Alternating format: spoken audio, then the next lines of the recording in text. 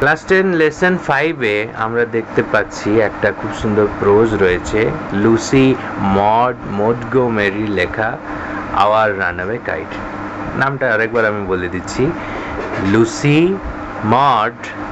Montgomery, MONT Montgomery. ঠিক আছে, তো ইনি একজন লেখিকা মেয়ে, ঠিক আছে, আগেই বলে দিই, কারণ যদি আমরা বিবলিওগ্রাফিটা নোটিস করি তো ওখানে বারবার প্রোনাউন হিসেবে শি লেখা হয়েছে, অর্থাৎ তিনি মেয়ে। দেখো, Lucy Montgomery was a Canadian author, ছিলেন একজন ক্যানাডার লেখিকা, best known for a series of novel. সে একগুচ্ছ নোভেল লিখেছিল, উপন্যাস লিখেছিল, beginning with Anne of Green Gables. Anne of Green Gables নামে যে একটা সিরিজ নোভেল হয়েছিল, তার বিখ্যাত লেখিকা তিনি। She wrote numerous novels, সে প্রচুর উপন্যাস লিখেছে, পোয়েম, কবিতা লিখেছে, অ্যান্ড শর্ট স্টোরিজ, এবং ছোট ছোট গল্প লিখেছে। She was made, তাকে করা হয়েছিল an officer of the order of British Empire, British empire অর্ডারের অফিসার করা হয়েছিল in 1935 সালে। ঠিক আছে, এবার আসি আমি হেডিংয়ে বলা হয়েছে আওয়ার মানে আমাদের, রান অ্যাওয়ে কাইটস। কাইট মানে হচ্ছে ঘুড়ি, এবার কাইট মানে হচ্ছে আরেকটা, যদি আমরা কেউ খেয়াল করি, কাইট মানে আবার চিলকেও বলা হয়। এক সেকেন্ড, হ্যাঁ, তো কাইট মানে হচ্ছে ঘুড়ি, আবার কাইট মানে চিলকেও বলা হয়। যাই হোক, চিল কখনো পালিয়ে যায় না, এটা আমরা সবাই জানি, রানওয়ে মানে পালিয়ে যাওয়া। চিল এখানে পালিয়ে যায় না, আর চিল সেরকম পালিয়ে যাওয়ার লোকও নয়, কারণ চিল ধরা ছোঁয়ার বাইরে, সুতরাং চিল নয়, এখানে আমরা ঘুড়ি মানেটাকেই কনসিডার করব। তো বলছে আমাদের পালিয়ে যাওয়া ঘুড়ি। তো এবার ঘুড়ি হচ্ছে একটা জড় বস্তু, ও কি করে পালিয়ে যেতে পারে? রান অ্যাওয়ে, হ্যাঁ, ওটা যদি বলা যেত যে আওয়ার লেফট কাইট বা আওয়ার লস্ট কাইট, আমাদের হারিয়ে যাওয়া ঘুড়ি, মানা যেত, কারণ ওটা একটা জড় বস্তু। কিন্তু হারিয়ে যাওয়া ঘুড়ি না বলে এখানে বলছে পালিয়ে যাওয়া ঘুড়ি, রান অ্যাওয়ে। তার মানে এখানে ঘুড়িটা হয়তো কোথাও চলে গিয়েছিল, দিয়ে আবার ফিরে এসেছে পুনরায় তার জায়গায়, সুতরাং সেটাকেই তো পালিয়ে যাওয়া বলি। আর এখানে পালিয়ে যাওয়া একজন মানে কি বলবো, জ্যান্ত লোকের অ্যাডজেক্টিভকে ব্যবহার করা হয়েছে, তার মানে এখানে কাইট যদিও অর্থটা ঘুড়ি, কিন্তু তার ওপর একটা মানে জ্যান্ত লোকের চরিত্র বা জ্যান্ত লোকের একটা গুণ কিন্তু চাপিয়ে দেওয়া হয়েছে। সুতরাং আমরা একটা আন্দাজ করতে পারি যেখানে ঘুড়ি হয়তো এমন একটা কাজ করে বসেছে বা এমন একটা জিনিস দায়িত্ব পালন করেছে যেটা একটা সাধারণ জ্যান্ত মানুষ বা নর্মাল সাধারণ লোকে যেটা করতে পারে বা করা উচিত, সেটা একটা ঘুড়িতে করে গেছে। ঠিক আছে, so without wasting the time, let's start reading the text.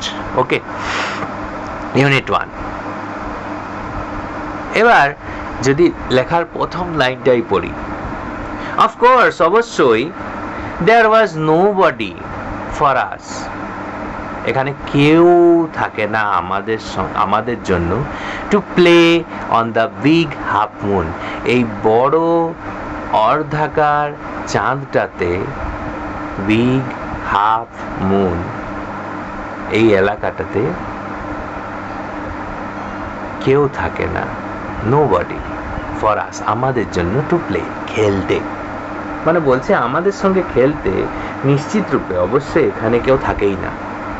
We just had to make the most of each other, we just had, আমাদের করতে হয়, to make, had to make মানে বাধ্য হয়ে করতে হয়, the most of each other, একে অপরের বেশিরভাগটাই দায়িত্ব নিয়ে নিতে হয় বা করে নিতে হয়, মানে যেখানে দুজনের দরকার সেখানে দুজনের পুরোপুরি ভাবে নিজেকে ইনভলভ হয়ে নিতে হয়, একে অপরের কাজটা সামলে নিতে হয়। অ্যান্ড উই ডিড, আমরা করেছি। We live on the big Half moon island. সুতরাং আমি বুঝতে পারলাম এতক্ষণ পরে যে বিগ হাফ মুন মানে কোনো বড় অর্ধাকার চাঁদের কথা বলা হচ্ছে না, এখানে একটা দ্বীপ আইল্যান্ড, তার নাম বলা হয়েছে বিগ হাফ মুন। একটা দ্বীপ আইল্যান্ড, সমুদ্রের মাঝখানে একটা ভূবেষ্টিত ভূভাগ যাকে দ্বীপ বলি, সেই দ্বীপটার নাম হচ্ছে বিগ হাফ মুন। আর আমরা বিগ হাফ মুনে থাকি। আমরা বলতে আমরা যারা পড়ছি, না না না না, যিনি এই গল্পটা আমাদের শোনাচ্ছেন।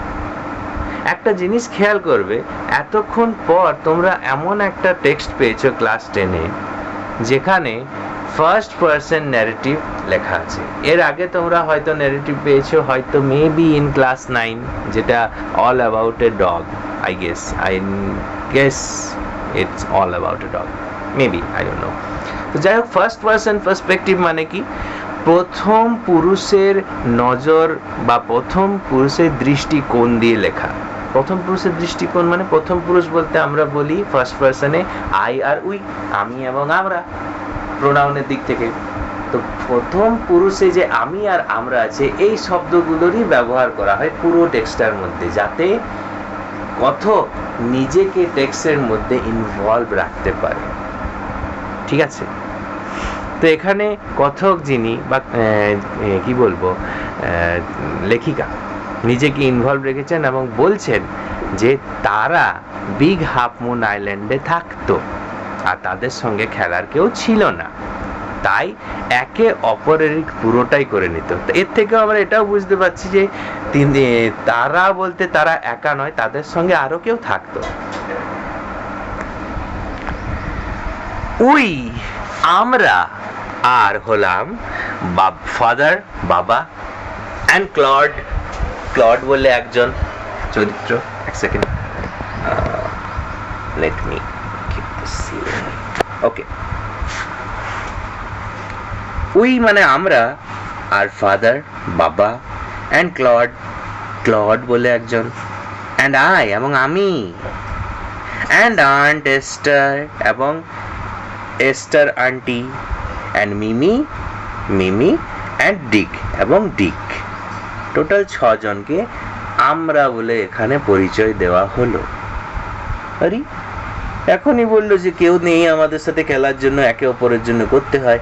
ব্যাপারটা হচ্ছে ওটা পাস্ট টেন্স। দেখো এখানে দেয়ার ওয়াজ লেখা আছে আর এখানে উই আর বলছে, তার মানে এখন হয়তো বিগ হাফ মুন আইল্যান্ডে 6 জন থাকে, কিন্তু আগে 6 জন থাকতো না। ঠিক আছে? তো যাই হোক, আমরা বলতে এখানে কাদের কাদের বললো? বাবা, এস্টার কাকিমা, মিমি, ডিক, আমি আর ক্লড, এই 6 জন। It used to be only father, Claude and I. এটা ছিল, used to be হতো, only father বাবা, কেবল বাবা, and Claude and I, কেবল বাবা, ক্লড আর আমি হতাম। মানে এই দ্বীপে আগে কেবল বাবা, আমি আর ক্লড থাকতাম, এখন 6 জন থাকি। It is all on account of the kite. এটা পুরোটাই একটা ঘুড়িকে নিয়ে, on account of মানে একটা বিষয়ে, একটা ঘুড়ির বিষয়ে, that there are more of us, যার কারণে আমরা এখানে আরো অনেকে থাকি। This is what I want to tell you about. এটাই সেটা যেটা আমি তোমাদের শোনাতে চাইছি। শোনাও তাহলে। Father is a keeper of the Big Half Moon lighthouse. Big Half moon যে দ্বীপটার লাইট হাউস, আলোকবাতি যেটা, সেখানকার বাবা রক্ষক, কিপার। এবার লাইট হাউস জিনিসটা কি এই নিয়ে বলে রাখি, যখন সেক্সটাইল যন্ত্র বা এই অত্যাধুনিক যন্ত্র, কম্পাস, এসব আবিষ্কার হয়নি, তখন মানুষ লাইট হাউসের ব্যবহার করতো। এবার লাইট হাউস কি? সমুদ্রের মাঝামাঝি রাত্রিকালীন থাকার সময় এক ধরনের লাইট জ্বালিয়ে একটা উঁচু টাওয়ার থাকতো, যেটা সমুদ্রের যে নাবিক যাদের, তাদের দিক নির্দেশ করতে সাহায্য করত। একটা পার্টিকুলার দিক বরাবর তারা আলো জ্বালিয়ে রাখতো, হয় পূর্ব, নাহলে পশ্চিম, নাহলে উত্তর, নাহলে দক্ষিণ। এই দিক বরাবর তারা আলো জ্বালতো, যাতে রাত্রেবেলায় যে সমুদ্রের জাহাজগুলো আছে তারা দেখে বুঝতে পারে যে আমরা সঠিক দিকে যাচ্ছি কি না। ঠিক আছে, তো সেই লাইট হাউসের রক্ষক ছিল আমার বাবা। আই অ্যাম 11 years old, আমার বয়স 11 বছর এখন। ক্লড ইজ 12, এখন ক্লডের বয়স 12 বছর। ইন উইন্টার, শীতকালে, when the harbor, যখন সমুদ্র তটটা বা সমুদ্রের বন্দরটা is frozen over, বরফে ঢাকা হয়ে যেত, জমে যেত, we all moved over to the mainland, আমরা সবাই আসল যে জমিটা মেইনল্যান্ড মানে সেই দ্বীপের পাশে যে বড় জমিটা সেখানে আমরা চলে যেতাম। As soon as spring comes, যখনই বসন্ত আসতো, back we sail to our own dear island, ফিরে আসতাম আমরা আমাদের এই প্রিয় দ্বীপটাতে। খুব ভালো কথা। The funny part, সবচেয়ে মজার অংশটা হচ্ছে used to be হতো that যে people always pitied us, লোকজন সর্বদাই আমাদের দয়ার চোখে দেখতো, দয়া করতো। when the time came for us to return, যখন আমাদের বাড়ি ফেরার কথা উঠতো, they said, তারা বলতো, we must be so lonesome over there, আমরা সেখানে কতই না একা থাকি, with no other children near us, আমাদের আশেপাশে কোনো ছেলে বা বাচ্চা নেই। Of course, অবশ্যই, ক্লড আর আমি would have liked to had someone to play with us, Claude আর আমি চাইতাম যে আমাদের সঙ্গে কেউ এসে খেলুক। It is hard, এটা সত্যি কঠিন, to run pirate caves, pirate cave এখানে একটা খেলার নাম, পিরেট কেভ নামে একটা খেলা চালানো, রান করা খুবই কষ্টকর, খুবই কঠিন। and things like that, এবং সেই রকমই খেলা আরো অন্যান্য, that with only two, কেবলমাত্র দুজনকে নিয়েই হয়, যেটা আরো অন্যান্য গেম যেগুলো আছে, খেলা আছে যেগুলো দুজন দিয়ে করা কঠিন। বাট কিন্তু we used to quarrel a good deal, আমরা নিয়মিত ঝগড়া করতাম অনেকটাই with the mainland children in winter, শীতকালে প্রধান যে ভূভাগ বা প্রধান যে জমি সেখানকার বাচ্চাদের সঙ্গে প্রচুর ঝগড়া করতাম। সো সেই জন্য it was perhaps, মনে হয় এই কারণে, just as we that, just কি বলছে, so it was perhaps, এটা সম্ভবত এটাই, just শুধুমাত্র, as well that, এতটাই যে there were none of them over the big half moon, এই আইল্যান্ডটায় কেউ নেই। Claude and I never quarreled, Claude আর আমি কখনোই ঝগড়া করিনি।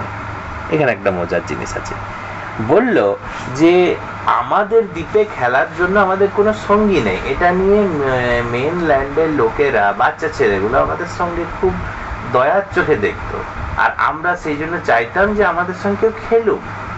কিন্তু ব্যাপার হচ্ছে কি, আমাদের সঙ্গে মেইনল্যান্ডের ছেলে ঝগড়া ঝামেলা হতোই, এ গ্রেট ডিল। কিন্তু ক্লড আর আমি কখনো ঝগড়া করিনি, মানে আমাদের নিজেদের মধ্যে কখনো ঝগড়া হয়নি, ঝগড়া শুধু মেইনল্যান্ডের ছেলেদের সঙ্গে হতো। সুতরাং হয়তো সেই জন্যে আমাদের সঙ্গে কেউ খেলতে আসতো না, এটাই সেই আপাতত কারণ ভেবে নিয়েছে।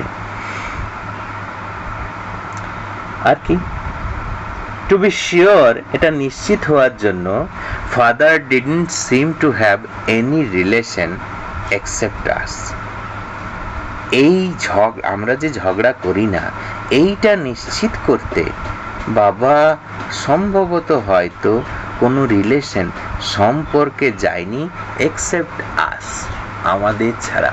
সম্পর্কে যায়নি বলতে এখানে সম্পর্ক, রিলেশনের কথা বলছে না, রিলেটিভের কথা বলছে, মানে সম্পর্কের লোকের কথা বলছে, রিলেশন না, রিলেটিভের কথা বলছে। দিস, এটা used to puzzle Claude and me, এটা ক্লড আর আমাকে আশ্চর্য করে দিত। কি আশ্চর্য করতো না, বলছে everybody on the mainland had relations, main যে প্রধান যে ভূভাগ সেখানে প্রত্যেকেরই আত্মীয় বা রিলেটিভস থাকতো। Why hadn't we? আমাদের কেন নেই? Was it because we lived on an island? এটা কারণ কি যে আমরা দ্বীপে বাস করি বলে? উই থট, এটা আমরা ভেবেছি এটা উড বি সো জলি, এটা সত্যি খুব আনন্দের, খুব মজার হবে। টু হ্যাভ অ্যান আঙ্কেল, একটা আঙ্কেল থাকবে, অ্যান্ড আন্ট, একটা আন্টি থাকবে, অ্যান্ড সাম কাজিন, এবং তাদের কিছু ছেলে মেয়ে, অর্থাৎ আমাদের আঙ্কেল আর আন্টির কিছু ছেলে মেয়ে বা ভাই বোন থাকবে।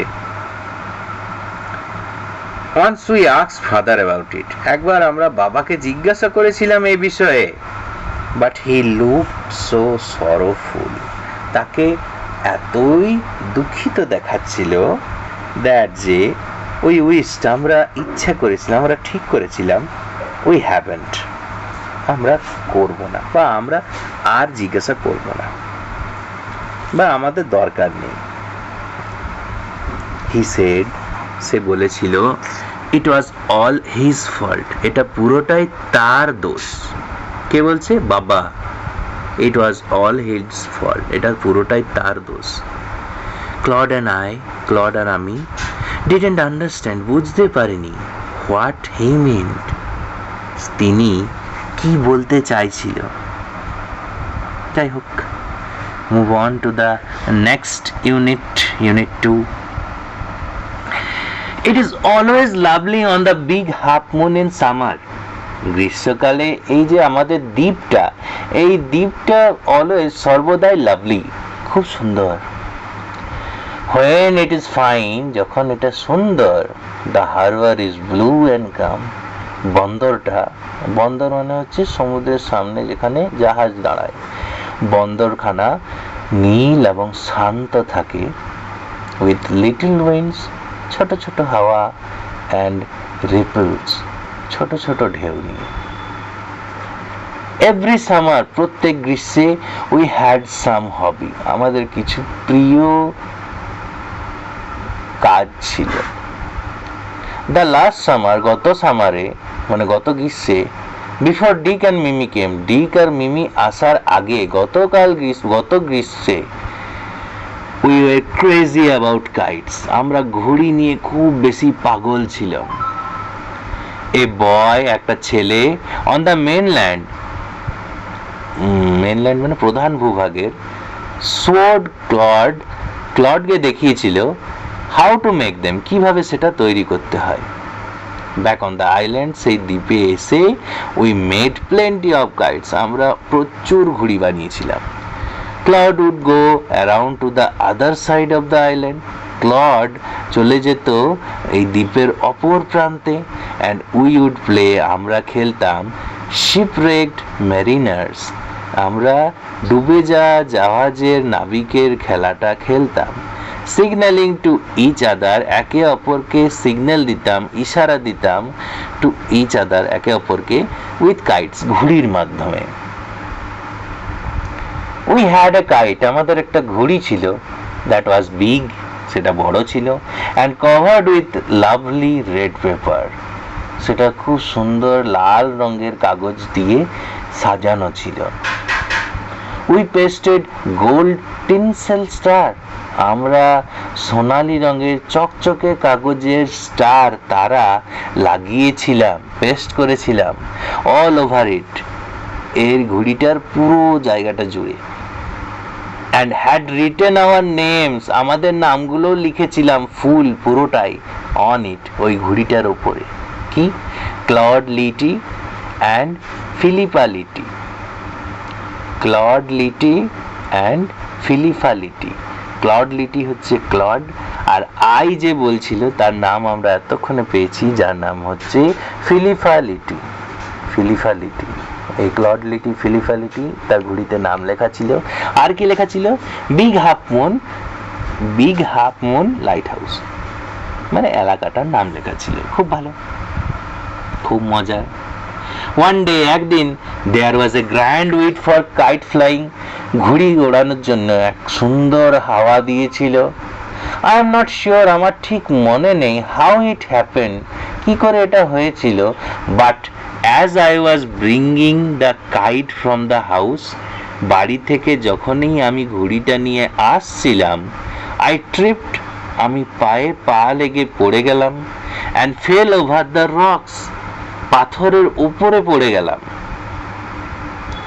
মাই এলবো, আমার কনুইটা, went clear through the kite, ঘুড়ির মধ্য দিয়ে সুন্দরভাবে পরিষ্কারভাবে চলে গেছে, মেকিং, তৈরি করে দিয়ে এ বিগ হোল, একটা বড় গর্ত তৈরি করে দিয়ে চলে গেছে। We had to hurry to fix the kite, আমাদের তাড়াতাড়ি করতে হলো ঘুড়িটাকে ঠিক করার জন্য। ইফ, যদি, we wanted to send it up, আমরা যদি এটাকে ওপরে ওড়াতে চাই, বিফোর দ্য উইন্ড ফেল, হাওয়াটা পড়ে যাওয়ার আগেই। We রাশড into the light house, আমরা দৌড়ে লাইট হাউসের ভেতরে গেলাম, টু গেট সাম পেপার, কিছু কাগজ পাওয়ার জন্য। উই নিউ, আমরা জানতাম, there was no more red paper, সেখানে আর কোনো লাল রঙের কাগজ নেই। We took the first thing, আমরা প্রথম জিনিসটাই নিলাম, দ্যাট কেম হ্যান্ডি, যেটা হাতের নাগালে পেয়েছিলাম। কি পেয়েছিলাম? অ্যান্ড ওল্ড লেটার, একটা পুরনো চিঠি, lying on the book case, যেটা বইয়ের খাপের ওপর রাখা ছিল, ইন দ্য সিটিং রুম, বসার রুমে। We patch the kite up, আমরা ঘুড়িটাকে ঠিক করলাম, উইথ দ্য লেটার, চিঠিটাকে দিয়ে। এই শিট অন ইচ সাইড, একটা পাতা চিট খাওয়ালাম প্রত্যেকটা দিকেই, প্রত্যেক সাইডেই, অ্যান্ড ড্রাইড ইট, এবং শুকিয়ে নিলাম, বাই দ্য ফায়ার, আগুন দিয়ে। উই স্টার্টেড আউট, আমরা শুরু করলাম, and up went the kite, এবং উঠিয়ে দিলাম ঘুড়িটাকে, ঘুড়িটা উপরে উঠে গেল, লাইক এ বার্ড, পাখির মতো। দ্য উইন্ড ওয়াজ গ্লোরিয়াস, হাওয়াটা সত্যি খুব সুন্দর, চমৎকার ছিল, অ্যান্ড ইট সোর্ড, এবং এটা আওয়াজ করছিল। অল অ্যাট ওয়ান্স, ঠিক সেই মুহূর্তে, স্ন্যাপ, ছিঁড়ে গেল। অ্যান্ড দেয়ার ওয়াজ ক্লড, এবং এই যে ক্লড দাঁড়িয়েছে, Claude standing with a bit of cord, Claude আমাদের এক টুকরো সুতো হাতে নিয়ে দাঁড়িয়ে আছে, কর্ড মানে এখানে সুতো, তার হাতে এক টুকরো সুতো নিয়ে এসে দাঁড়িয়ে আছে, লুকিং ফুলিশ, বোকা বোকা দেখাচ্ছে। কেন? আওয়ার কাইট, আমাদের ঘুড়িটা, সেলড অ্যাওয়ে, ভেসে ভেসে চলে গেছে, ওভার টু দ্য মেনল্যান্ড, আসল জমিটার দিকে। ঠিক আছে, let's move on to the next unit. A month later, এক মাস পর, a letter came for father, বাবার জন্য একটা চিঠি এলো। After he finished reading it, এটা শেষ করার পর, পড়ে শেষ করার পর, his eyes looked, তার চোখগুলো দেখাচ্ছিল, as if যেন he had been crying, সে কাঁদছে। Do you want to know what became of your kite? তুমি কি জানতে চাও তোমার ঘুড়িটার কি হয়েছে? He said, সে বলেছিল। Then he sat down beside us, সে তারপর মানে বাবা তারপর আমাদের পাশে বসে পড়লো, and told us the whole story, আমাদের পুরো গল্পটা বলে শোনালো। Father had a brother and a sister, বাবার একটা ভাই মানে জেঠা, and a sister, এবং একটা পিসি ছিল। মানে বলতে গেলে আমি ছেলের পার্সপেক্টিভ থেকে বললাম, মানে যদি আসল মানেটা বলি, ফাদার হ্যাড, বাবার ছিল, এ ব্রাদার, একটা ভাই, and a sister, একটা বোন। He had quarreled with his brother, সে তার ভাইয়ের সঙ্গে ঝগড়া করেছিল, and left home, এবং বাড়ি ছেড়ে চলে গেছিল। Years afterward, বছরের পর বছর পর, অনেক বছর পর, he felt sorry, সে খুব দুঃখিত বোধ করলো, and when he went back, যখন সে বাড়ি ফিরে গেছিল, he found, সে খুব জানতে পারলো, his brother has died, তার ভাই মারা গেছে, and he couldn't find his sister, সে তার একমাত্র বোনকে খুঁজে পেল না। The letter father had just received, সেই চিঠিটা যেটা বাবা এইমাত্র হাতে পেয়েছিল, ওয়াজ ফ্রম হিজ সিস্টার, তার বোনের কাছ থেকে, যার নাম আন্ট এস্টার, যিনি Esther auntie, mother of Dick and Mimi, Dick আর মিমির মা। শি ওয়াজ এ উইডো, সে একজন বিধবা, হু লিভস, যে বাস করে 100 of miles ইনল্যান্ড, কি বলছি ইনল্যান্ড মানে যে জমিটা, মানে মেনল্যান্ড, যেটা মেনল্যান্ড মানে মেইন প্রধান যে ভূভাগটা, তার থেকে আরো 100 মাইল ভেতরে, ইনল্যান্ড, ভেতরে।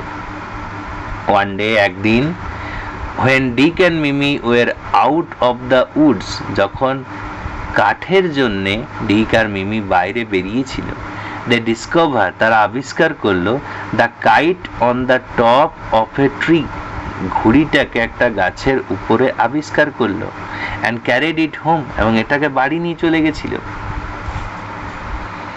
when their mother saw, যখন তাদের মা দেখতে পেল, the kite patched with the letter, সেই ঘুড়িটা চিঠি দিয়ে চিট খাওয়ানো ছিল, চিঠি দিয়ে যে মানে ঠিক করা ছিল, she turned pale, সে ফ্যাকাশে হয়ে গেল, সে এক অদ্ভুত হয়ে গেল। it was the very letter, এটা সেই বিশেষ চিঠিটা, she had once written to her brother, সেটা একবার সে তার ভাইকে লিখেছিল।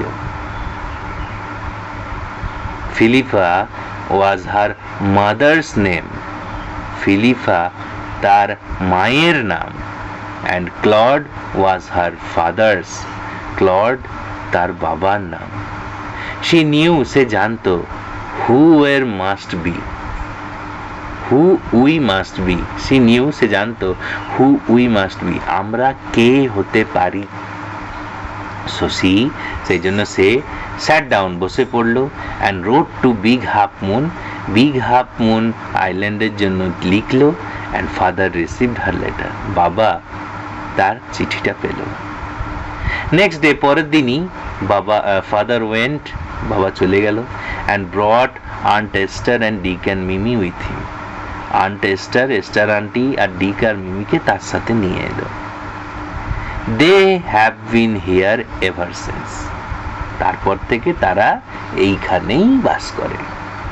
Aunt Esther is a dear and Aunt Esther is a dear aunt, Esther aunty খুবই প্রিয়, খুবই ভালো, and Dick, Mimi are two jolly forwards, ডিক আর মিমি খুবই জলি, খুবই আমোদপ্রিয়, এতটাই তারা আনন্দময়, এতটাই তারা খুশি, মানে আনন্দ করতে ভালোবাসে।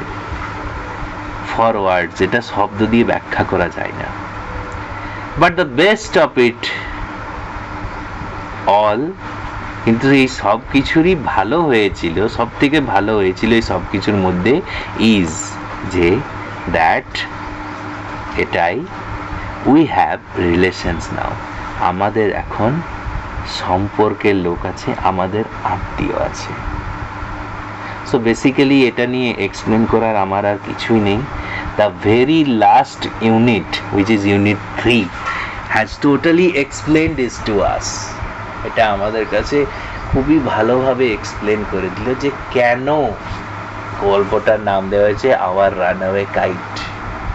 এটা খুবই সিম্পল আর খুবই সাধারণ একটা ছোট গল্প। ব্যাপারটা হচ্ছে এই, ঘরের পরিবারের লোকজন, মানে ক্লড আর ফিলিপা, তাদের ছেলে, 2 ছেলে 1 মেয়ে, যা হচ্ছে ক্লডের মানে তোমার বাবা, ফাদার, এস্টার আন্টি, বোন আর আরেকটি দাদা।